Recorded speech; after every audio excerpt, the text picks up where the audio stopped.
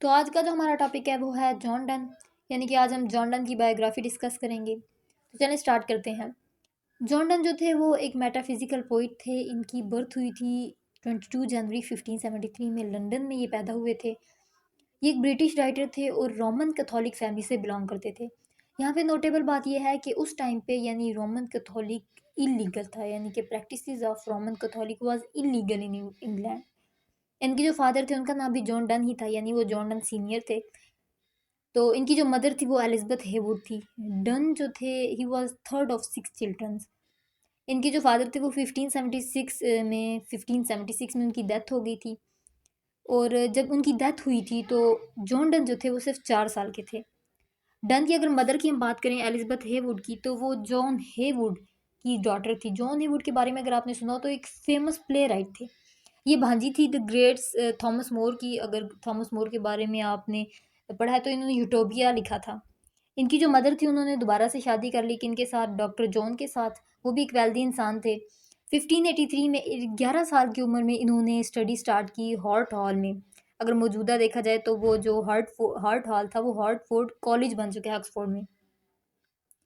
अच्छा जी, इसके बाद उन्होंने यूनिवर्सिटी ऑफ कैम्ब्रिज में एडमिशन ले लिया, लेकिन ये किसी भी इंस्टीट्यूशन से डिग्री ना ले सके क्योंकि ये एक कैथोलिक थे। कैथोलिसिज्म की वजह से इन्होंने ऑथ ऑफ सुप्रीमेसी लेने से इनकार कर दिया था। अब ये ऑथ ऑफ सुप्रीमेसी क्या, ये बहुत इंपॉर्टेंट है, इसे ज़रा गौर से समझिएगा। ग्रेजुएशन के लिए बहुत इंपॉर्टेंट थी। ये एक कंडीशन थी, मतलब कंडीशन जो थी ऑथ ऑफ सुप्रीमेसी की वो ये थी कि आपने एक्सेप्ट करना है कि जो किंग और क्वीन है वो सुप्रीम गवर्नर ऑफ चर्च हैं इंग्लैंड में। ये इम्पोज किया था हेनरी एट ने। तो ये एक किस्म का अहद था, यानी जैसे शपथ कहते हैं ना, ये एक किस्म का शपथ था जो आपने लेना होता था। किंग हेनरी जो थे, किंग हेनरी एट ने एक्ट ऑफ सुप्रीमेसी 1534 के ज़रिए इसको इम्पोज किया था। उसके बाद जब क्वीन मैरी वन आई थी उन्होंने इसको हटा दिया था, यानी इसको रिपील कर दिया था।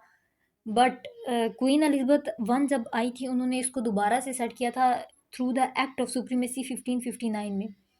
जो क्वीन एलिजाबेथ थी उन्होंने इसमें मेंबर्स ऑफ पार्लियामेंट को भी ऐड किया था और जो स्टूडेंट्स यूनिवर्सिटी में स्टडी कर रहे हैं उनको भी।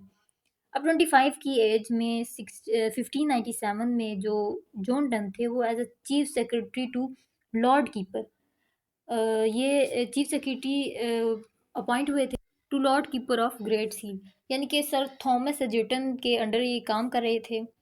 वहाँ पे इनको थॉमस एडिसन जो थे उनकी जो भांजी थी एन मोर, उनके साथ इनको मोहब्बत हो गई और इन्होंने क्रिसमस से कुछ दिन पहले यानी 1601 में इन्होंने सीक्रेटली शादी कर ली एन मोर के साथ। तो जब इन्होंने शादी की तो एजर्टन, थॉमस एजर्टन और एन मोर के जो फादर थे जॉर्ज मोर, वो बिल्कुल इस शादी के खिलाफ थे। उन्होंने इनकी शादी को डिसमिस मतलब एक्सेप्ट नहीं किया और जो ये शादी थी उसने डन के करियर को बिल्कुल तबाह कर दिया।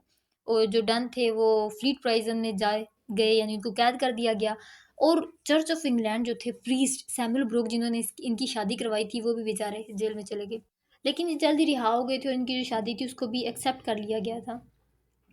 1602 में जो डन थे वो as a member of parliament select हुए थे, लेकिन ये जो पोजीशन थी ये पेड नहीं थी, इसमें कोई भी पेमेंट नहीं थी, विदाउट पेमेंट थी ये पोजीशन।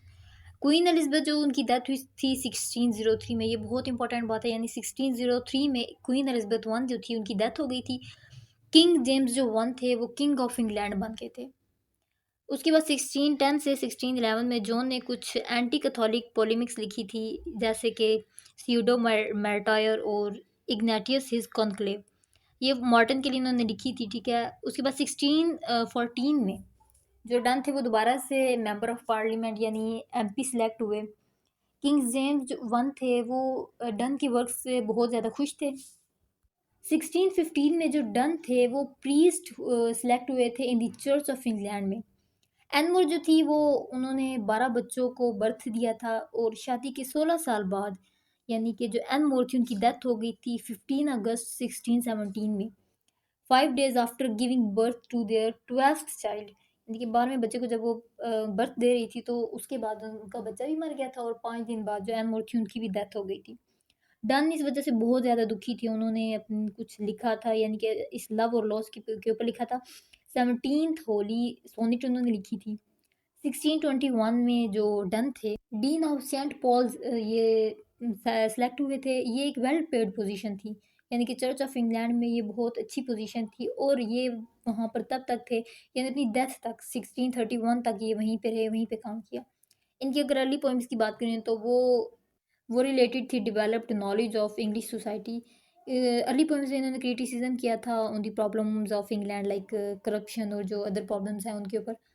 इरोटिक पोइम्स होती थी इनकी, स्पेशली एलिजीज लिखा करते थे, अनकन्वेंशनल मेटाफर्स और कंसीट्स वगैरह का बहुत ज़्यादा यूज़ करते थे। मैं आपको कंसीट की एक एग्जांपल देती हूँ, यानी flea biting to lovers being compared to sex. अब वो क्या करता था, वो ऐसी चीज़ों को कंपेयर करता था जो बियॉन्ड द रियलिटी होते थे। अब जैसे ये, अब एक मच्छर या मक्खी ने काटा है, एक मेल को काटा है, फिर एक फीमेल को काटा है, तो ये अकॉर्डिंग टू डन ये भी एक किस्म का सेक्स हो गया था।